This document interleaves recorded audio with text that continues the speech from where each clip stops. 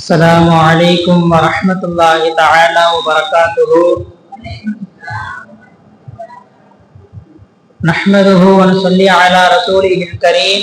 أما بعد فقد قال الله تعالى في القرآن العظيم وفي الفرقان المجيد بعد أعوذ بالله من الشيطان الرجيم بفضل بسم الله الرحمن الرحيم.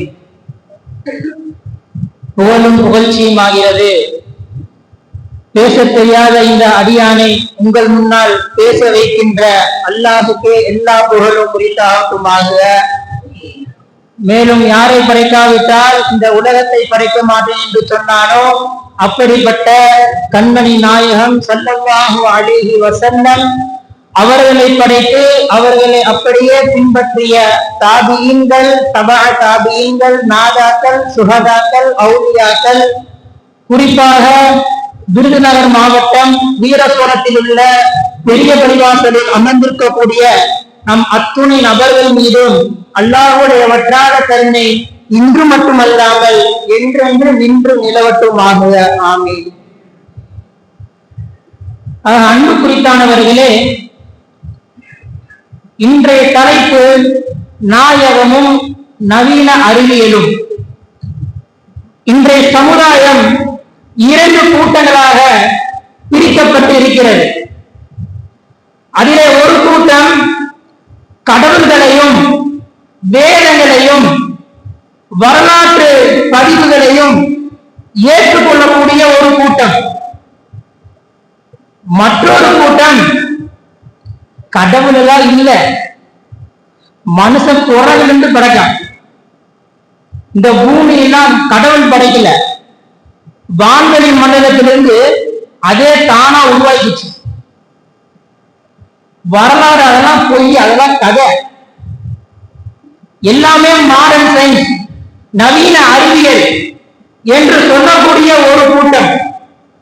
அந்த கூட்டம் கண்மணி நாயகம் ஸல்லல்லாஹு அலைஹி வஸல்லம் அவர்களை பார்த்து சொல்கிறது, நபியா அவரு சாதாரண போஸ்ட்மேன் தானே, அவருக்கு என்ன தெரிய போகுது?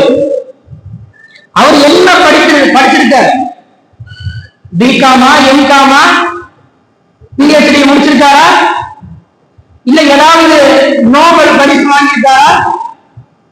இல்ல ஏதாவது கண்டுபிடிச்சிருக்காரா? உங்களுடைய குரானிலே போட்டிருக்கிறது அவர் உண்மை நபி என்று. எழுத படிக்க தெரியாத ஒரு நபர் சொல்லக்கூடியதை எப்படி நவீன அறிவியலாக அதை ஏற்றுக்கொள்வது என்று சொல்லக்கூடிய ஒரு கூட்டம். ஆனால் அவர்களுக்கு தெரியாது, இந்த சமூகத்திற்கு முதலாக சிந்திக்கக்கூடிய ஆற்றலை வழங்கியவர்களே என் பெருமானார் ஸல்லல்லாஹு அலைஹி வஸல்லம் அவர்கள்தான். எப்படிப்பட்ட ஒரு காலம் ஸல்லல்லாஹு அலைஹி வஸல்லம் அவர்கள் வாழ்ந்த காலம்! ஐயாமுல் ஜாஹிலியா, மூட நம்பிக்கை மூழ்கி கிடந்த காலம். ரோட்ல ஒரு பெண்மணி போயிட்டு இருப்பாங்க, கர்ப்பமுற்ற ஒரு பெண்மணி, ரெண்டு நபர் பேசிக்குவார்கள். அந்த பெண்மணி வயிற்றில் இருக்கிறது ஆண் குழந்தைமா. இன்னொருத்தர் சொல்லுவான், இல்ல அது பெண் குழந்தை. சரி வா போய் பார்த்தேன். போய் இன்னைக்கு ஆபரேஷன் எப்படி இருக்கு, இன்னைக்கு பிரசவ ஆபரேஷன் எப்படி இருக்கு? டாக்டர் நீங்க இந்த கத்தியை பிடிங்க, ஏமா நீங்க வா, நீங்க இந்த தையலை பிடி. சிஸ்டர் நீங்க அந்த அம்மா எந்திரிக்காம பாத்துக்கங்க, எந்திரிச்சா சிக்கலாயிரும். டாக்டர் இந்த அளவு அருங்க, அப்பதான் குழந்தைக்கு ஒண்ணு ஆகாது, தாய்க்கு ஒண்ணு ஆகாது. எப்படி ஆபரேஷன்? ஆனா அன்றைய காலத்துல படுக்கவையை கட்டி எப்படி நானே தப்பிடு ஒரே போடு. எப்படி மூட நம்பிக்கை மூழ்கி கிடந்த காலம், அறிவென்றால் என்னவென்றே தெரியாத ஒரு காலம். அப்படிப்பட்ட மூட நம்பிக்கை மூழ்கி கிடந்த மக்களை என் பெருமானார் ஸல்லல்லாஹு அலைஹி வஸல்லம் எப்படி சிந்திக்கக்கூடிய ஆற்றலை வழங்கினார்கள்.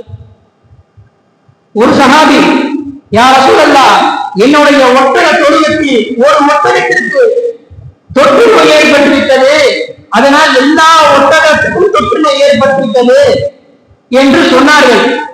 ஸல்லல்லாஹு அலைஹி வஸல்லம் கூப்பிட்டாங்க, இங்க வாங்க, அப்படிலாம் கிடையாது, அப்ப ஒட்டகத்துக்கு எப்படி தொற்று நோய் பரவுச்சு சிந்திச்சு பாருங்கன்னு சொல்லி கொடுத்தாங்க.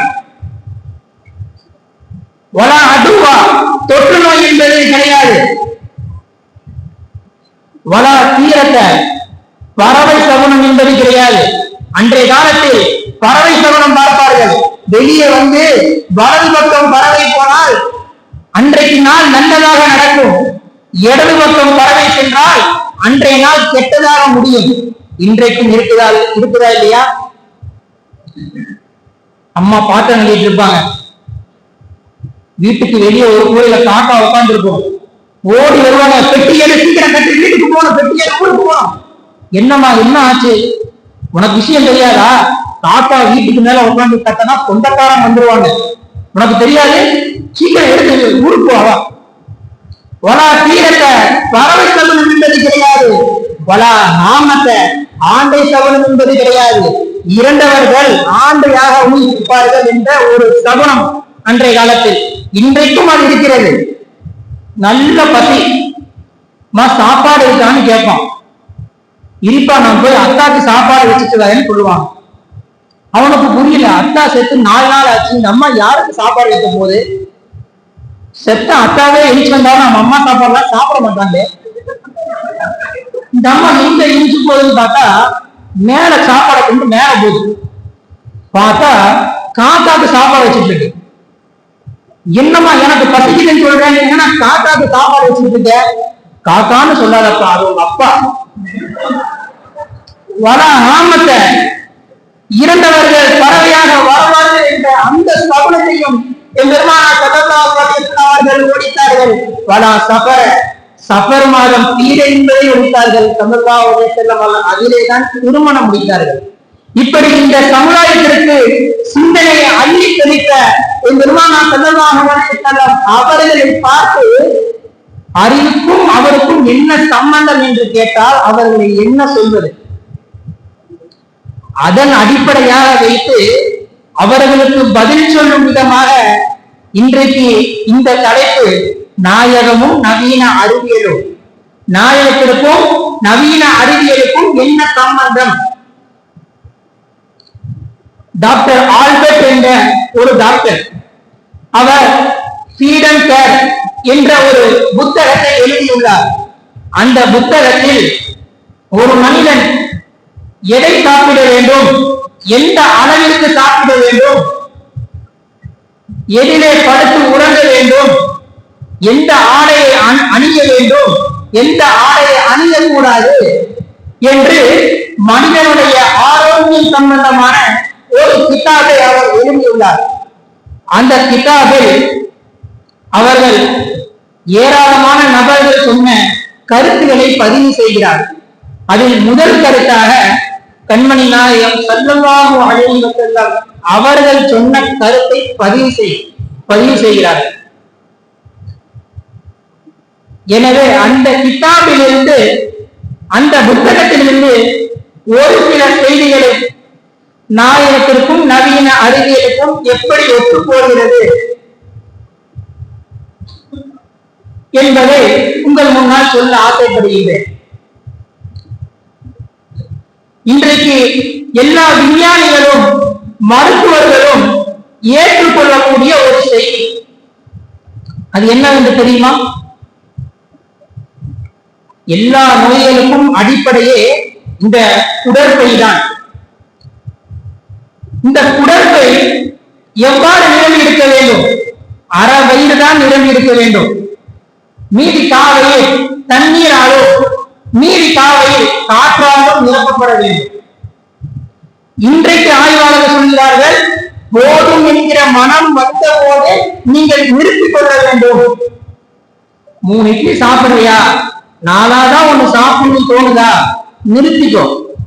நம்மால நிறுத்துவானா? 8 இட்லி சாப்பிட்டு மீதி 2 இட்லி சாப்பிட்டாதான் அவனுக்கு வயிறே பூர்த்தியாகும். இன்றைய ஆய்வாளர்கள் சொல்கிறார்கள், ஏன் இவ்வளவு சிரமம் எடுக்க வேண்டும்? நீங்கள் சாப்பிடக்கூடிய சாப்பாடு வெறும் 10 கலோரியை மட்டும்தான் உழைப்பை எடுத்துக்கொள்ளும். பாக்கி 90% கலோரியை அது வெளியே தள்ளிவிடும். அந்த 10% கலோரி இன்றைய 3 பேச்சுவார்த்தையில் உள்ளது என்று இன்றைய ஆய்வாளர்கள் சொல்கிறார்கள். அது மட்டுமல்ல, ஒரு மனிதன் சாப்பிடாமல் 3 நாட்கள் அவனால் பட்டினியாக இருக்க முடியும். அதேதானே எங்கள் நாயகம் வாழ்ந்து காட்டினார்கள். ஒரு நாள் சாப்பிடுவார்கள், 2 நாள் பட்டினியாக இருப்பார்கள். தொடர்ந்து பெருமானாரின் வீட்டில் 2 நாட்களுக்கு மேலாக அடுப்பு எரிந்ததாக வரலாறே இல்லை. டாக்டர் ஆல்பர்ட் இந்த ஹதீஸை ஆராய்ச்சி செய்து எழுதுகிறார். ஒரு மனிதன் வயிறு குறைக்க சாப்பிட்டான் என்று சொன்னால் அவனுக்கு முதலாக ஏற்படுவது செரிமான தன்மை, செரிமான குறைவு. அதனால் நீங்கள் அளவோடு உண்ணுங்கள், ஆரோக்கியமாக வாழுங்கள், மருந்தே உணவு, உணவே மருந்து என்று அந்த டாக்டர் சொல்கிறார். ஆனால் 1400 வருடத்திற்கு முன்னால் கண்மணி நாயகம் ஸல்லல்லாஹு அலைஹி வஸல்லம் அவர்கள் சொல்லி சென்றார்கள், 2 பேர் உணவை 3 பேர் உண்ணுங்கள், 3 பேர் உணவை 5 பேர் உண்ணுங்கள் என்று. அடுத்ததாக முஸ்லிம்கள் ஏன் பிஸ்மில்லா சொல்லி சாப்பிட வேண்டும்? இன்றைக்கு இதை ஆராய்ச்சி செய்த ஆய்வாளர்கள் எல்லாம் இஸ்லாத்தை ஏற்றுக்கொண்டார்கள். முஸ்லிம்கள் ஏன் பிஸ்மில்லா சொல்லி சாப்பிட வேண்டும்? என்ற ஒரு சஹாபி, அவர் இஸ்லாத்தை ஏற்பதற்கு முன்னால் நபியை சோதனை செய்ய வருகிறார். யாரோ ஒரு நபியா அல்லாஹ்வுடைய தூதரும் சொல்றாரு, தொழுவ சொல்றாரு, நோம்பு வைக்க சொல்றாரு, அவர் யாருன்னு போய் பார்த்துட்டு வருவோம் அப்படின்னு சொல்லிட்டு ஒரு குழு மதீனாவை நோக்கி வருகிறது. ஸல்லல்லாஹு அலைஹி வஸல்லம் அவர்களுக்கு ஒரு பழக்கம், எப்பொழுது மதீனாவுக்கு வந்த விருந்தாளிகளுக்கு அவர்கள் விருந்து உபசரிக்கக்கூடிய ஒரு பழக்கம். காலையில் சுபுஹ் முடிந்தவுடன் ஸல்லல்லாஹு அலைஹி வஸல்லம் கேட்கிறாங்க, யாராவது விருந்தாளி இருக்கீங்களான்னு கேட்கிறாங்க. உடனே அந்த குழு எந்திரிக்கிறது. ஒவ்வொருத்தவங்க கூட்டிட்டு போயிட்டாங்க, விருந்து உபசரிக்கிறது. ஆனா சாபித்தவனோ கைக்கு போனோ சம்மார் அலியல்லாஹு அவங்க யாருமே கூட்டிட்டு போல. நாலு பாக்கமா 200-250 கிலோ இருப்பாரு. அல்லாஹ் குண்டு குண்டு இருப்பாரு. இவரை கூட்டிட்டு போனா நமக்கு வீட்டுல சாப்பாடு இல்லாம போயிருந்து சொல்லிட்டு அவர் யாருமே கூட்டிட்டு போல. அப்ப ஸல்லல்லாஹு அலைஹி வஸல்லம் அந்த சஹாபியை கூட்டிட்டு போறாங்க. ஸல்லல்லாஹு அலைஹி வஸல்லம் அவங்க வீட்டிலே சாப்பிடுறதுக்கு ஒண்ணும் இல்லை. அதனால உம்மு ஐமன் ரலியல்லாஹு அன்ஹா சஹாபாக்களுக்கு விருந்து உபசரிப்பதில் அவர்களுக்கு நேராக உள்ள ஒரு பெண்மணினால் அது உம்மு ஐமன் ரலியல்லாஹு அன்ஹா அவங்கதான். எப்பயுமே ரசூலுல்லாஹ் ஒரு விருந்தாளியை கூப்பிட்டு வந்தாங்கன்னா ரசூலுல்லாஹ் 2 ரொட்டி சாப்பிடுவாங்க, கூட வந்த விருந்தாளி 2 ரொட்டி சாப்பிடுவாங்க. 4 ரொட்டி 2 தட்டு வருது, எடுத்து வைக்கிறாங்க. சரி, ரசூலுல்லாஹ் பாக்குறாங்க, சஹாபிக்கு எல்லாத்தையும் கொடுத்துருவோம்னு சொல்லிட்டு அவங்கள சாப்பிட வைக்கிறாங்க. அவரு 2 ரொட்டிய நல்லா பொறுமையா உட்காந்து சாப்பிட்டு அப்படியே தட்டை சுழற்றாரு. அப்படியே மேலே கீழையும் பாக்குறாரு. திரும்ப அவருக்கு பசிக்குது. சரின்னு சொல்லிட்டு ஸல்லல்லாஹு அலைஹி வஸல்லம் திரும்ப 2 ரொட்டியை வைக்கிறாங்க. திரும்ப அந்த 2 ரொட்டியை சாப்பிட்டு திரும்பவும் தட்டை சுழற்றாரு. திரும்பவும் இப்படி மேலே கீழே பாக்குறாரு. ரசூலுல்லாஹ் புரிஞ்சுக்கிட்டாங்க, இவருக்கு இன்னும் பசி அடங்கல அப்படின்னு. யா உம்மு ஐமன், அந்த பெண்மணி உடனே இன்னும் 2 ரொட்டிய அனுப்பிச்சுடுறாங்க. திரும்ப அந்த 2 ரொட்டியும் அவர் சாப்பிட்டு திரும்பவும் தட்டை சுழற்றாரு. இப்படியே மேலே கீழே பாக்குறாரு. ஆனா இன்றைக்கு நம்முடைய விருந்து உபசரிப்பு எப்படி இருக்கிறது? முதல் 2 நாள் ஒரு ஆட்டை கொடுப்பாங்க. ஆட்டு மூளை, ஆட்டு கறி, ஆட்டு கிட்னி, குடல் எல்லாம். ஏன்? நீங்க வந்தது எங்களுக்கு சந்தோஷம் அர்த்தம். அடுத்த 2 நாள் சாம்பார்ல கத்திரிக்காய், முருங்காய், மாங்காய் நடக்கும். ஏன்? நீங்க கிளம்ப தயாராகுன்னு அர்த்தம். 3ஆம் நாள் தயிரை ஊற்றிடுவாங்க. எதுக்கு? நீங்க எந்திரிச்சு போயிருங்கன்னு அர்த்தம். இன்னைக்கு நம்மோட இல்லை உபசரிப்பு அப்படித்தான் இருக்கு. ஆனா ஸல்லல்லாஹு அலைஹி வஸல்லம் அவர்கள் முகம் குறைக்கவில்லை. திரும்பவும் கூப்பிட்டாங்க, யா உம்மு ஐமன். பொதுவாக பெண்களுக்கு ஒரு பழக்கம் இருக்கும், இந்த கிச்சனுக்கும் ஹாலுக்கும் நடுவுல கறி கொட்ட 5-6 பேர் போயிட்டு இருந்துச்சுன்னா வந்து ஆசாமி யாரும் பார்ப்பாங்க. அப்ப லைட்டா அந்த திரையை ஒதுக்கிட்டு பார்க்கும் போது ஸல்லல்லாஹு அலைஹி வஸல்லம் ஒண்ணுமே சாப்பிடல, எல்லாமே இவரே சாப்பிட்டாரு. வந்துச்சு கோபம். ரசூலுடைய வயிற்றை யாரு பட்டினி போடுவானோ அல்லாஹ் அவனுடைய வயிற்றை பட்டினி போடுவானாக. இன்னைக்கு நம்ம பாஷையில சொல்ல போனா உன்னுடைய வயிற்றுல வண்டி மொக்க, நீ சாப்பிட்ட சாப்பாடெல்லாம் செரிமானம் ஆகாம போக. அந்த திட்டையை வாங்கிட்டு அந்த சஹாபி சாப்பிடுறாரு. ஏன்? வந்தது சோதிப்பதற்காக. இந்த விஷயம் மதீனாவில் காட்டு தீயை போன்று பரவுகிறது. இரண்டாவது நாள் அதே சஹாபி ரசூலுல்லாஹ் கேக்குறாங்க, யாராவது இருக்கீங்களா? இரண்டாவது நாளும் ரசூலுல்லாஹ் கூட்டிட்டு போறாங்க. திரும்ப மூணாவது நாள் யாராவது விருந்தாள் இருக்கீங்களா? திரும்பவும் ஸல்லல்லாஹு அலைஹி வஸல்லம் கூட்டிட்டு போறாங்க. இப்போதான் அந்த சஹாபி 2 ரொட்டியை சாப்பிட்டதற்கு பின்னால 3ஆவது ரொட்டியை சாப்பிடும் பொழுது ஸல்லல்லாஹு அலைஹி வஸல்லம் சொல்றாங்க, பிஸ்மில்லா சொல்லி சாப்பிடு. அவரும் பிஸ்மில்லாஹிர் ரஹ்மானிர் ரஹீம் என்று சொல்லி ரொட்டிய வாயில வச்ச உடனே, போதும் நாயகமே, எனக்கு ரொட்டி போதும். இல்லப்பா, இன்னும் 2 சாப்பிடுப்பா, நீ தான் பட்டினியா இருக்கீங்கப்பா. போதும் நாயகமே, எனக்கு போதும். அது என்னமோ தெரியல நாயகமே, பிஸ்மில்லா சொன்னவுடன் என்னுடைய பட்டி அடங்கி விட்டது, நான் இஸ்லாத்தை ஏற்றுக்கொள்கிறேன் என்று அவர் இஸ்லாத்தை ஏற்றியுள்ளார். இன்றைய ஆய்வு சொல்லி காட்டுகிறது, இந்த மேல் தாடையில் தான் போதும் என்ற சுரப்பி சுரக்குமா. பிஸ்மில்லா அல்லாஹ் என்று சொல்லும் பொழுது அந்த நாக்கு மேலே படும் பொழுது ஒரு மனிதனுக்கு போதும் என்ற மனம் வந்துவிடும் என்று இன்றைய ஆய்வு சொல்கிறது. ஆனால் 1400 வருடத்திற்கு முன்னால் பாலைவனத்தில் அமர்ந்து கொண்டு சொல்லிவிட்டார்கள். அடுத்ததாக சாப்பிட்டவுடன் விரலை தூக்குவது. இன்னைக்கு சாப்பிட்ட சாப்பாடு செரிமானம் ஆகுமா உமிழ்நீர் எடுக்கிறான். உமிழ்நீர் சுரக்கிறதான் சாப்பிட்ட சாப்பாடு செரிமானம் ஆகாது. அந்த உமிழ்நீர் எதில இருக்கிறது? இன்றைய ஆய்வாளர்கள் சொல்கிறார்கள், பொதுவாகவே இந்த விரலில் ஒரு திரவம் ஒளிந்திருக்கும். அந்த திரவம் எப்பொழுது வெளிப்படும் என்று சொன்னால், ஏதாவது தண்ணீரிலோ அல்லது ஈரமான இடத்திலோ அந்த கையை வைக்கும் பொழுது அந்த திரவம் வெளிப்படும். அதுபோல ஒரு மனிதன் சாப்பிட்டவுடன் கையை தூக்கும் பொழுது அந்த திரவத்தோடு சேர்ந்து சாப்பாடு உள்ளே போகும் பொழுது அவனுக்கு செரிமான தன்மை ஏற்படுகிறது என்று இன்றைய ஆய்வாளர்கள் நமக்கு சொல்லி காட்டுகிறார்கள். ஆனால் இன்னும் இந்த சமுதாயம் கையில் எடுத்து சாப்பிடுவதே கிடையாது. இன்னைக்கு நவீன அறிவியல் மனிதன் கிட்டத்தட்ட 50 வகையான ஸ்பூனை படைத்திருக்கின்றான். உலகத்தை படைத்த அல்லாஹ்வே 5 வகையான வகையை தான் படைத்திருக்கான். ஆனா மனிதன் 50 வகையான ஸ்பூன்களை படைத்திருக்கின்றான். இந்த ஸ்பூன் என்ற வரலாறு தெரியுமா? அன்றைய காலத்தில் இந்தியாவிற்கும் பாகிஸ்தானுக்கும் ஏராளமான போர்கள் நடக்கும். அப்பொழுது இந்திய ராணுவத்திற்கு சரியான ஒரு போர் திறன் இருக்கார். அதனால் அவர்கள் அதிகமாக மோட்டாகிவிட்டார்கள். அப்பொழுது அவர்களுடைய சடலத்தை அவர்களுடைய ஊருக்கு அனுப்பும் பொழுது ஒரு பெண்மணி, இது என்னுடைய கணவனுடைய சடலம் கிடையாது, இது வேறு யாருடைய சடலமோ, எனக்கு மாற்றி அனுப்பிவிட்டார்கள் என்று இந்திய ராணுவத்தில் ஒரு குற்றச்சாட்டை வைக்கிறது.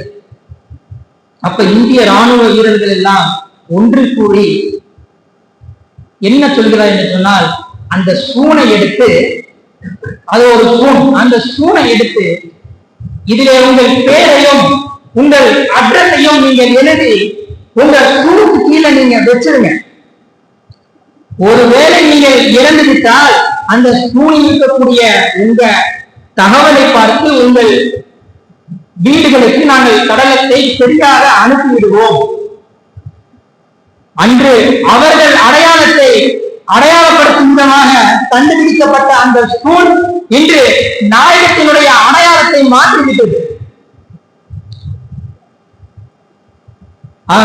சாப்பிட்ட சாப்பாடு ஒரு மனிதனுக்கு செரிமானமாக வேண்டும் என்று சொன்னால் அவன் கையை தூக்க வேண்டும் என்று இன்றைய ஆய்வாளர்கள் சொல்லி காட்டுகிறார்கள். ஆக அடுத்ததாக நின்று கொண்டு நீர் அருந்துவது. இது ஒரு யதார்த்தமான ஒரு விஷயம்தான்.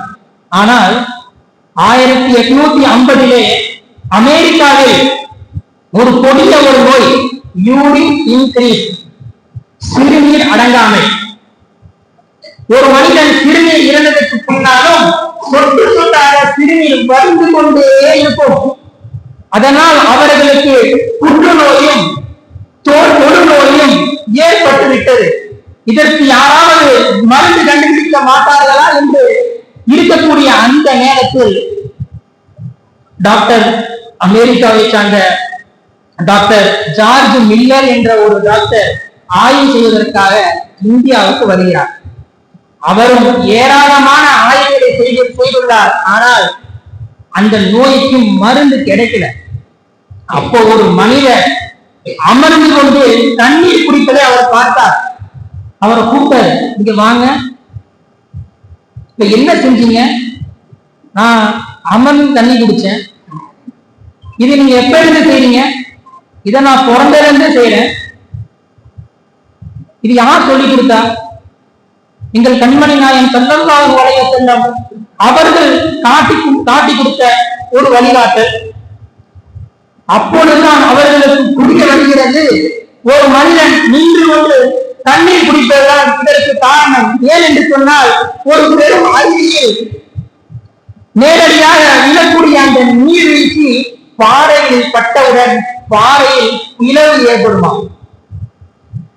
அதே போன்று ஒரு மனிதன் நின்று கொண்டு தண்ணீர் குடிக்கும் பொழுது இந்த சிறுநீரக பை என்பது பிறந்த குழந்தையின் கைகளை விட தோலை விட மென்மையான தோலாக இருக்கும். அப்பொழுது நின்று கொண்டு தண்ணீர் குடிக்கும் பொழுது அந்த சிறுநீர் பையில் அந்த தண்ணீர் பட்டவுடன் ஒரு சில விரிசல்கள் ஏற்பட்டு இந்த நோய்க்கு காரணம் என்று டாக்டர் ஜார்ஜ் மில்லர் கூறுகிறார். அன்னைக்கெல்லாம் நம்ம அம்மா சொல்லுவாங்க வீட்டுல, ஏண்டா எரும மாடு போல தண்ணி குடிக்கிற, உட்கார்ந்து குடிக்க வேண்டியதானே. அன்னைக்கு தாய் சொன்ன விளக்கம் புரியவில்லை. ஆனால் டாக்டர் சொல்கிற விளக்கம் புரிகிறது. அன்புக்குறித்தானவர்களே, அடுத்ததாக ஒரு மனிதன் எதிலே படுத்து உறங்க வேண்டும். ஒரு முறை ஹப்சா அம்மா ரலியல்லாஹு அன்ஹா அவங்க வீட்டில் ஸல்லல்லாஹு அலைஹி வஸல்லம் அவர்கள் தூங்க சென்றார்கள். எப்பயுமே ரசூலுல்லாஹ்வுடைய அந்த பெட்டு விரிப்பு எப்படி இருக்கும்னா, இந்த சணல், தோல் குருத்தி இந்த மாதிரிதான் இருக்கும். எப்பயுமே அந்த அம்மா பெட்டை 4ஆம் அடுக்குதான் வைப்பாங்க. இன்னைக்கு ஒரு நாள் நிம்மதியா தூங்கட்டுமே, ஏராளமான வேலைகள் இருக்கிறது, சமூகத்திற்கு புரட்சி செய்யக்கூடிய வேலைகள் இருக்கிறது, அஸ்ஹாபு சுஃபா திண்ணை தோழர்களுக்கு பாடம் நடத்தக்கூடிய வேலை இருக்கிறது, கனிமத்து பொருட்களை பிரித்து கொடுக்கக்கூடிய வேலை இருக்கிறது. அதனால் இன்றைக்கு ஒரு நாள் நிம்மதியாக தூங்கட்டுமே என்று சொல்லி அந்த மடிப்பை 8ஆம் அடிச்சு விரிச்சிருவாங்க. ஸல்லல்லாஹு அலைஹி வஸல்லம் தூங்கிடுவாங்க. காலையில எந்திரிச்சு கேட்பாங்க, என் வெட்ட விரிச்சது யாருன்னு கேட்பாங்க. அப்சாமா சொல்லுவாங்க, நான் தான் விரிச்சேன். எப்படி விரிச்ச? எப்பயும் போலதான் விரிச்சேன். இல்லையே, எனக்கு ஏதோ ஒரு மாற்றம் தெரிகிறது. ஆமா, எப்பயுமே 4ஆம் அடிச்சு வைப்பேன். நீங்க இன்னைக்கு ஒரு நாள் நிம்மதியா தூங்கிட்டுமேன்னு சொல்லி 8ஆம் அடிச்சு வச்சேன். இதுதான் இன்னைக்கு என்னுடைய சகஜத்துக்கு தடுமாற்றம் ஏற்படுத்தி விட்டது. எங்கள் நாயகம் நிம்மதியாக தூங்க வேண்டும் என்று அவர்கள் ஆசைப்பட்டது கிடையாது. பஞ்சு போன்ற மெத்தைகளில் அவர்கள் படுத்து உணர வேண்டும் என்று அவர்கள் ஆசைப்பட்டது கிடையாது. இன்னைக்கு நம்முடைய தூங்கக்கூடிய படுக்கை எவ்வாறு இருக்கிறது? இந்த திருமண சீனிக்கு தான் சொல்லுவாங்க. அதாவது எந்த ஹதீஸ்களுக்கு எந்த குர்ஆன்ல இருக்குன்னு தெரியல, பொண்ணு வீட்டுக்காரங்க மாப்பிள்ளை வீட்டுக்காரங்க கொடுக்கக்கூடிய ஒரு சீர். அதுல முதலையே எண்ணத்தை ஏற்றுவாங்க தெரியுமா? கட்டையிலையும் வெட்டையும் தான் ஏற்றுவோம். எங்க நம்ம பொண்ணு அங்க போய் கீழே படுத்துவோம். கட்டல் எவ்வளவுங்க? அது என்னங்க ஒரு 90,000. அந்த தேக்கு மர கட்டல் பெட்டு பருத்தி பஞ்சல செஞ்சதுங்க. அது ஒரு 50,000. இன்றைய சமுதாயம் தூங்குவதற்கு பயன்படுத்தக்கூடிய செலவு 1,40,000. ஆனால் அன்றைக்கு என் பெருமானார் ஸல்லல்லாஹு அலைஹி வஸல்லம் அவர்களுடைய படுக்கை எவ்வாறு இருந்தது? இன்றைய ஆய்வு சொல்கிறது, டாக்டர் மிக்சர் என்ற ஒரு விஞ்ஞானி, அவர் உடல்நல மருத்துவம் சார்ந்த ஒரு டாக்டரும் கூட, அவர் சொல்கிறார், என்னிடத்தில் ஏராளமான பல கேட்டுகள் வந்திருக்கிறது. இந்த பேக் பெயின், முதுகண்டு வளைவு, பிடரி நரம்பு பிடிப்பு, கழுத்து சுளுக்கு போன்ற ஏராளமான பல கேட்டுகள் என்னிடத்தில் வந்திருக்கிறது. என்னுடைய அனுபவத்தில் நான் சொல்கின்றேன், அதற்கு காரணம் இன்றைய பஞ்சு மெத்தைகளில் படுத்து உறங்குவதுதான். அது மட்டுமல்ல, அந்த டாக்டர் மிக்சர் என்பவர் சொல்லி காட்டுகிறார், தயவு செய்து நீங்கள் குழந்தைகளை இதிலே அறவே படுக்க வைக்காதீர்கள். சிறு வயதிலேயே அவர்களுக்கு முதுகண்டு வளைவு ஏற்பட்டு பிற்காலத்தில் அதை நிமிர்த்தாமலே போய்விடுகிறது. அதனால் நீங்கள் தரையில் படுத்து உறங்குங்கள் என்று டாக்டர் மிக்சர் சொல்கிறார். ஆனால் 1400 வருடத்திற்கு முன்னால் பெருமானார் ஸல்லல்லாஹு அலைஹி வஸல்லம் அவர்களுடைய படுக்கை எவ்வாறு இருந்தது? அடுத்ததாக, எதிலே படுத்து உறங்க வேண்டும் என்று சொல்லிக் கொடுத்த கண்மணி நாயகம் ஸல்லல்லாஹு அலைஹி வஸல்லம் அவர்கள் எப்படி படுக்க வேண்டும்? இன்றைக்கு எத்தனையோ நபர்கள் தூக்கம் இல்லாமல் அவசரப்படக்கூடியவர்கள். அஜத்து, நான் ஒரு மாசம் 1 லட்சம் சம்பளம் வாங்குறேன், அஜத்து எனக்கு கப்பலை போட வீடு இருக்கு, நல்ல மனைவி இருக்கு, சாலிகான பிள்ளைகள் இருக்கு, ஆனா எனக்கு தூக்கம் வர மாட்டேங்குது, அதற்கு ஏதாவது துவா இருந்தா சொல்லுங்க. அதற்கும் ஏதாவது துவாவை சொல்லி கொடுப்பாரு. இவரு வீட்டுக்கு போய் கிட்டத்தட்ட 12 மணி வரையும் துவா ஓதிக்கிட்டே இருப்பாரு, தூக்கம் வராது. அஜத்துக்கு போன் அடிப்பாரு, அவர் ஜன்னத்துல் பக்கீல அடிப்பாரு, அஜத்துக்கு போன் அடிப்பாரு. யாரா இந்த நேரத்துலன்னு பார்த்தா, அஜத்து நான் தான், அந்த இசா முடிச்சுட்டு ஒரு துவா கேட்டேன்ல உங்கள்கிட்ட, நான் தான். அது என்னாச்சு தூக்கம் வந்துச்சா? நீங்க சொல்லி கொடுத்ததெல்லாம் ஓடிட்டேன், ஆனா தூக்கம் வரல, இன்னும் ஏதாவது ஓடுறதுக்கான்னு கேட்பான். ஆக தூக்கம் வராமல் அவதிப்படக்கூடியவர்கள் இன்றைய சமுதாயத்தில் ஏராளமான நபர்கள். ஸல்லல்லாஹு அலைஹி வஸல்லம் எப்படி தூங்க வேண்டும்? இன்றைய ஆய்வு சொல்கிறது, நீங்கள் இடது பக்கம் படுத்து தூங்க வேண்டாம், அதிலே நிம்மதியான தூக்கம் இருக்காது. ஏன் என்று சொன்னால், ஹார்ட் என்பது இடது பக்கம் தான் இருக்கிறது. அது அழுத்தம் கொடுக்கும் பொழுது கெட்ட கெட்ட கனவுகள், கெட்ட சிந்தனைகள் வரும். அதனால் நீங்கள் இடது பக்கம் படுத்து உறங்காதீர்கள். அதனால் நீங்கள் வலது பக்கம் படுத்து உறங்குங்கள் என்று இன்றைய ஆய்வு சொல்கிறது. குறைந்த நேரத்தில் நிம்மதி, ஆழ்ந்த உறக்கம் வேணுமா? ஆழ்ந்த உறக்கம்னா நம்ம தூங்கல, இன்னைக்கு படுத்து நாளைக்கு எந்திரிப்பா, அந்த தூக்கம் இல்லை. நம்ம எல்லாம் இந்த நோம்பு வாழ்க்கை தெரியும், நல்லா சதுரத்து சாப்பிட்டு நல்லா பஜத்து வந்துட்டு நல்லா அசர் வரையும் நல்லா மலைப்பாம்பு உண்ட மாதிரி இருக்கும், அந்த தூக்கம் இல்லை. ஒருத்தனுக்கு தூக்கமும் வேணும், ஆழ்ந்த உறக்கமும் வேணும், சுறுசுறுப்பு இருக்கணும். அது எப்படி தூங்குவது?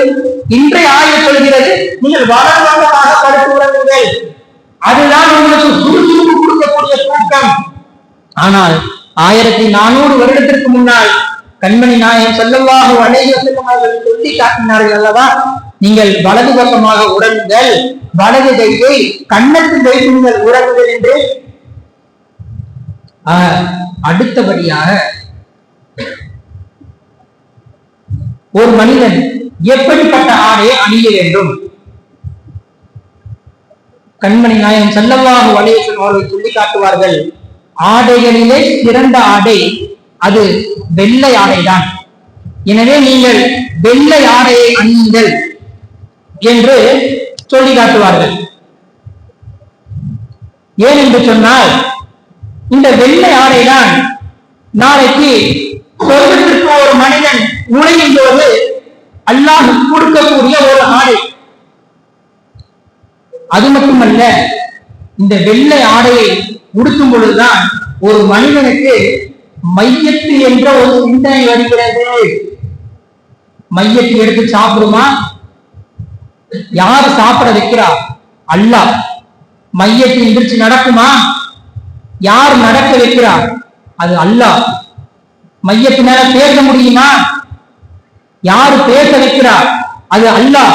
இப்படி அல்லாஹ் அல்லாஹ் அல்லாஹ் என்று இந்த சமூகம் நிலைத்திருக்க வேண்டும் என்று சொல்லி பெருமானார் ஸல்லல்லாஹு அலைஹி வஸல்லம் அவர்கள் நீங்கள் வெள்ள ஆடையை உடுத்துங்கள் என்று சொல்லி காட்டினார்கள். ஆனால் இன்று நம்முடைய ஆடை எவ்வாறு இருக்கிறது? எப்படிப்பட்ட ஆடையை உடுத்துகிறான்? கிழிச்ச பேண்ட தைச்சு போட்டிருப்பான். என்னடா இதுன்னு கேட்டா, ஷாருக் கான் இப்படிதான் போட்டாரு, அது மேல போடுறேன். மறைக்க வேண்டிய அவுரத்தை வெளியே காட்டிட்டு டிராயர் ஒண்ணு போட்டிருப்பான். இது என்னடா ட்ரெஸ்ன்னு கேட்டா, இதுதான் அதற்கு பேசணுமா? கண்மணி நாயகம் ஸல்லல்லாஹு அலைஹி வஸல்லம் அன்றைக்கே சொல்லி காட்டினார்கள், லதத்தபி அன்ன சுனன மன் கான கப்லக்கும் ஷிப்ரன் பிஷ்ரின் திராஅன் பிதிராஅ். உங்களுக்கு முன்னால் உள்ள சமூகத்துடைய சுன்னத்துகளை நீங்கள் பின்பற்றுவீர்கள். எப்படி என்று தெரியுமா? ஷிப்ரன் பிஷ்ரின், ஜானுக்கு ஜானாக, வ திராஅன் பிதிராஅ், முலத்துக்கு முலமாக. அவன் கோணையா முடிவெட்டினா நீயும் வெட்டுவ, அவன் தாடியை தரைச்சா நீயும் தாடியை தரைக்க. ஆக இன்றைக்கு ஆய்வாளர்கள் சொல்கிறார்கள், வெள்ளை ஆடையை ஒரு மனிதன் உடுத்தும் பொழுதுதான் சூரிய ஒளிக்கதிர்கள் நேராக அவனுடைய உடம்பில் வந்து தாக்காது. அது மட்டுமல்ல, உடம்பில் முக்கியமான 9 ஹார்மோன்களில் ஏதாவது 2 ஹார்மோன்கள் பாதிக்கப்பட்டால் அவன் உயிர் போவதற்கு கூட வாய்ப்பு இருக்கிறது. அதனால் நீங்கள் வெள்ளை ஆடையை அணியுங்கள், அதுதான் உங்களுக்கு சிறந்தது என்று சொல்லி காட்டினார்கள். அடுத்ததாக, துன்பும் பொழுது ஏன் முஸ்லிம்கள் அல்ஹம்துலில்லாஹ் சொல்கிறார்கள்? ஏன் அஸ்தக்ஃபிருல்லாஹ் சொல்லலாம் இல்ல? இல்லைன்னா ஏதாவது ஸலவாத் ஓதலாம் இல்ல? இல்லைன்னா அஃதலு திக்ர், திக்ரிலே சிறந்தது லா இலாஹ இல்லல்லாஹ், அதை ஓதலாம் இல்ல? முதல் துன்பல் ஏற்படுவதற்கு காரணம் என்னன்னு தெரியுமா? ஒரு நாளைக்கு சுமார் மனிதன் 10,000 இருந்து 20,000 மீட்டர் காற்றை சுவாசிக்கின்றான். அதிலே மில்லியன் கணக்கான கிருமிகளை அவன் உள்வாங்குகின்றான். அந்த கிருமிகளை எப்படி எடுப்பது? குச்சியை வச்சு நோண்ட முடியுமா? கையை வச்சு எடுக்க முடியுமா? இல்லைன்னா இன்னைக்கு இருக்கிற வீட்டு சுத்தம் பண்றது வேக்யூம் கிளீனர் மூக்குல மாற்றி இருக்க முடியுமா? அதனாலதான் அல்லாஹ் துன்பல் என்ற ஒன்றை படைத்திருக்கின்றான். இன்றைக்கு ஆய்வாளர்கள் சொல்கிறார்கள், மருத்துவ துறையில் சிறந்த ஒரு மருத்துவர் மலேசியாவில் உள்ள ஒரு டாக்டர் அந்தோனி என்பவர், ஒரு மனிதன் துன்பும் பொழுது சுமார் 140 கிலோமீட்டர் வேகத்தில் அந்த காற்று வரும் பொழுது ஒரு வினாடி ஹார்ட் ஆஃப் ஆகி ஆனால், அப்படி உயிரை வாங்கி உயிரை கொடுக்கக்கூடிய அல்லாஹ்வுக்கு அவர்கள் அல்ஹம்துலில்லாஹ் சொல்கிறார்கள். இதில் எந்த தவறும் இல்லை என்று டாக்டர் அந்தோனி சொல்லி காட்டுகிறார். அடுத்ததாக, தவளையை ஏன் கொல்லக்கூடாது? ஒரு வித்தியாசமான ஒரு ஆராய்ச்சி, நாயகத்திற்கும் நவீன அறிவியலுக்கும் வித்தியாசமான ஒரு ஆராய்ச்சி. தவளை ஏன் கொல்லக்கூடாது? அப்துல் ரஹ்மான் இப்னு உஸ்மான் ரலியல்லாஹு அவர்கள் ரசூலுல்லாஹ் இடத்தில் வந்து கேட்பார்கள், யா ரசூலல்லாஹ், இந்த தவளையை என்னுடைய ஆராய்ச்சிக்கு நான் பயன்படுத்திக் கொள்ளலாமா? ஸல்லல்லாஹு அலைஹி வஸல்லம் அவர்கள் சொல்லுவார்கள், தவளையை கொல்ல வேண்டாம். ஏனென்றால் தவளை அல்லாஹ்வை தஸ்பீஹ் செய்கிறது. தவளை மட்டுமா செய்கிறது? புழு, பூச்சி, மரம், செடி, கொடி எல்லாமே அல்லாஹ்வை திக்ர் செய்கிறது. ஆனால் இந்த மனிதன் மட்டும்தான் நன்றி கெட்டவன், அல்லாஹ்வை மறந்து விட்டான். தவளை ஏன் கொல்லக்கூடாது?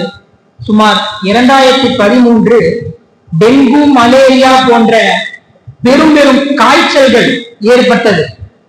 சின்ன சின்ன குழந்தைகள் எதற்காக நாம் இறக்கிறோம் என்று அவர்களுக்கு தெரியவில்லை. மருத்துவமனையில் மருத்துவர்கள் திண்டாடி கொண்டிருக்கிறார்கள், இதற்கு ஏதாவது மருந்து கிடைக்காதா என்று.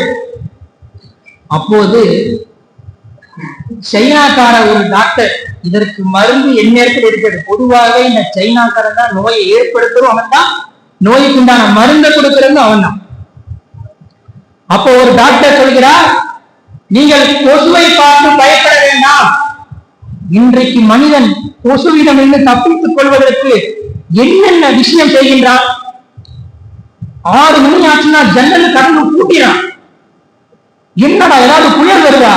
இல்ல கொசு வந்துடும், அதனால மஸ்கிட்டோ கிரீம் எடுத்து உடம்புக்கு தேய்க்கிறான், ஆளோட்டு மாற்றான். ரசூல்லா எப்படி சவுறு கோயில போய் ஒழிஞ்சாங்களோ அந்த மாதிரி கொசுவில ஒழிஞ்சுக்கிறான். ஆனா அந்த டாக்டர் சொல்கிறார், கொசுவை பார்த்து நீங்கள் பயப்பட வேண்டாம், அதற்கு மருந்து என்னிடத்தில் இருக்கிறது. என்னவென்று தெரியுமா? வீட்டிற்கு ஒரு தவறை வளருங்கள். என்னடா வீட்டுக்கு ஒரு மரம் வளர்த்தால் கூட பிரயோஜனம் இருக்குது, மரம் வளர்ப்போம் மழை பெறுவோம் என்று சொல்வார்கள். இவருங்க தவளை வளர்க்க சொல்றாரு. அந்த டாக்டர் சொல்கிறார், தவளையிலிருந்து வெளிப்படக்கூடிய அந்த தோலிலிருந்து வெளிப்படக்கூடிய ஒரு விதமான துர்நாற்றம் அந்த கொசுகளை சாவடிக்கிறது. அது மட்டுமல்ல, தவளைக்கு 3 நேரம் உணவு, பிரேக்பாஸ்ட், லஞ்ச், டின்னர் 3மே அதுக்கு கொசுதான். அதனால் நீங்கள் வீட்டிற்கு ஒரு தவளை வளருங்கள் என்று அந்த சீனாக்கார டாக்டர் சொல்கிறார். அதனாலதான் இன்னைக்கு சைனாக்காரெல்லாம் காலையில நாஸ்டாவே 2 தவளை கொடுக்குறான். தவளை தோழிலேயே அவ்வளவு ஒரு நிவாரணம் இருக்குன்னா அப்ப தவளையில எவ்வளவு இருக்கும்? சாப்பிடு 2 தவளையை. ஆக இன்றைக்கு சொல்கிறார்கள், நீங்கள் தவளையை கொள்ள வேண்டாம். ஆனால் 1400 வருடத்திற்கு முன்னால் சொல்லிவிட்டார்கள், நீங்கள் தவளையை கொள்ளாதீர்கள், தவளை அல்லாஹ்வை தஸ்பீஹ் செய்கிறது என்று. ஆக அடுத்ததாக முசாஃபா. இன்றைய ஆய்வு சொல்கிறது, ஒரு மனிதனை தொடும் பொழுது அவனுக்கு சுறுசுறுப்பு கிடைக்கிறது. இன்றைக்கு இருக்குதா இல்லையா தொடு வைத்தியம்? நம்ம எல்லாம் பெரிய பெரிய ஹோட்டலுக்கு போயிருக்கோம், பார்த்திருக்கீங்க. ஹோட்டல் முன்னாடி ஒருத்தர் எப்பவுமே நிற்பான். அவன் யாருன்னா ஹோட்டலுக்கு வரக்கூடிய வெல்கம் பண்ணணும், அதுதான் அவனுடைய வேலை. காலையிலிருந்து மாலை வரையும் அதுதான் அவனுடைய வேலை. அவன் யாரும் நமக்கு தெரியாது, நம்ம யாரும் அவனுக்கு தெரியாது. ஆனா வரங்கள வாங்க வாங்கம்மா. ஆனா காலையில இருந்து மாலை வரையும் பார்த்தீங்கன்னா அவன் ஒரு சுறுசுறுப்பாகவே இருப்பான். ஏன் அப்படின்னா, போகும்போதும் வரும்போதும் அந்த மனிதர்கள் அவனை டச் பண்ண அவனுக்கு ஒரு வகையான சுறுசுறுப்பு கிடைக்கிறது என்று இன்றைய ஆய்வு சொல்கிறது. ஆனால் 1400 வருடத்திற்கு முன்னால் கண்மணி நாயகம் ஸல்லல்லாஹு அலைஹி வஸல்லம் அவர்கள் சொல்லிவிட்டார்கள், ஒரு மனிதனை பார்த்தால் நீங்கள் முசாஃபஹா செய்து கொள்ளுங்கள். அன்பு குறித்தான அல்லாஹ்வின் நல்லடியார்களே, அடுத்ததாக இந்த சலாம் சொல்வது. முஸ்லிம்கள் ஏன் வீட்டிற்கு நுழையும் போது சலாம் சொல்கிறார்கள்? ஏனென்றால் ஷைத்தான் நம்மளை சுற்றி வந்து கொண்டே இருப்பான். ஏதாவது மனிதனை சிக்கலில் மாற்றிவிட வேண்டும் என்று அவன் சுற்றி கொண்டு வந்தே இருப்பான். சலாம் சொல்லாமல் ஒரு நபர் வீட்டுக்கு போனா கதவை திறக்கும் போதே மனைவி உட்கார்ந்துருப்போம். ஷைத்தான் காதுல போடுவான், அங்க இருக்கா பாரு, அவள் அப்படியே ஏதாவது ஒரு வார்த்தையில திட்டு திருப்பி பேசுவா, சட்டுன்னு அடிச்சுடு, நீ ஆம்பளன்னு காட்டு. அந்த அம்மா காதலி சைத்தா ஓடுவான். இந்த வரான் பாத்தியா, நீங்க சாப்பாடாக்கி வச்சிருக்க, அவங்கன்னா வெளியே போய் ஹோட்டல்ல சாப்பிட்டு வரான், ஏதாவது ஒரு திட்டு உன்னைய ஓங்கி அடிப்பான். பேக் எடுக்கிற வீட்டுக்கு போற, பேக் எடுத்துட்டு வீட்டுக்கு போற. அதனால் வீட்டிற்கு நுழையும் போது யார் ஒருவர் சலாம் சொல்கிறார்களோ ஷைத்தான் அவரை விட்டு விரண்டு ஓடுகின்றான். இன்றைய ஆய்வு சொல்கிறது, முஸ்லிம்கள் சலாம் சொல்வதின் காரணத்தினால் ஒரு மனிதனுக்கு நம்பிக்கை என்ற ஹார்மோன் சுரக்கிறது. ஒரு மனிதன் கவலையில் இருக்கும் பொழுது அஸ்ஸலாமு அலைக்கும் வரஹ்மத்துல்லாஹி தஆலா வ பரகாத்துஹு என்று சொன்னால் அல்லாஹ்வுடைய ரஹமத்தும் பரக்கத்தும் உன்னிடத்தில் இருக்கிறது, நீ எதற்கும் கவலைப்பட வேண்டாம் என்று அர்த்தம்.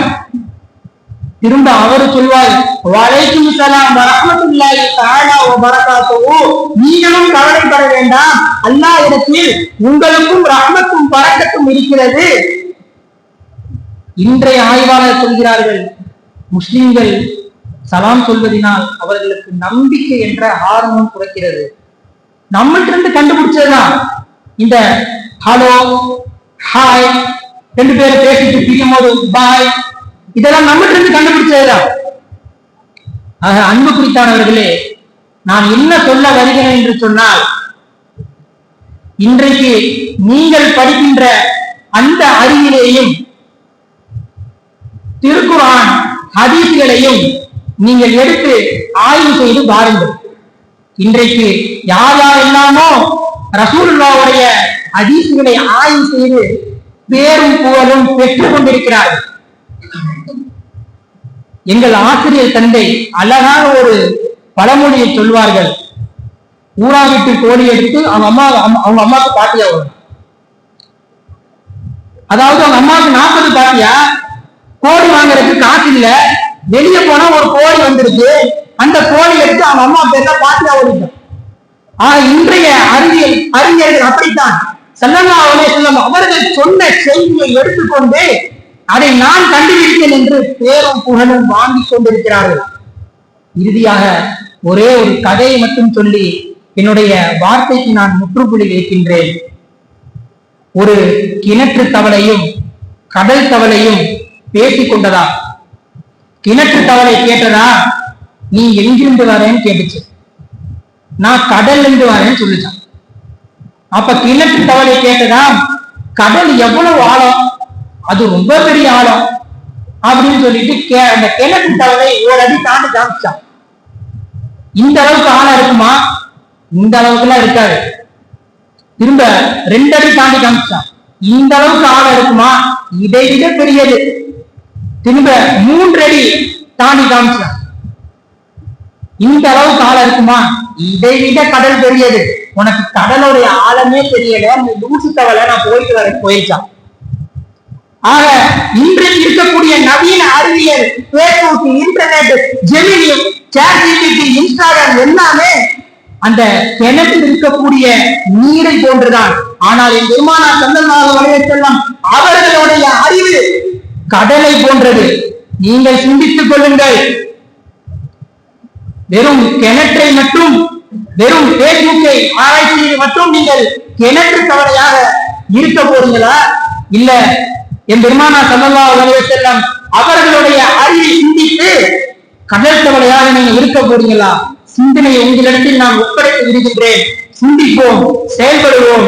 வாஹி தாவானா அனில் அல்ஹம்துலில்லாஹி ரப்பில் ஆலமீன். அஸ்ஸலாமு அலைக்கும் வரஹ்மத்துல்லாஹி தஆலா வ பரகாத்துஹு.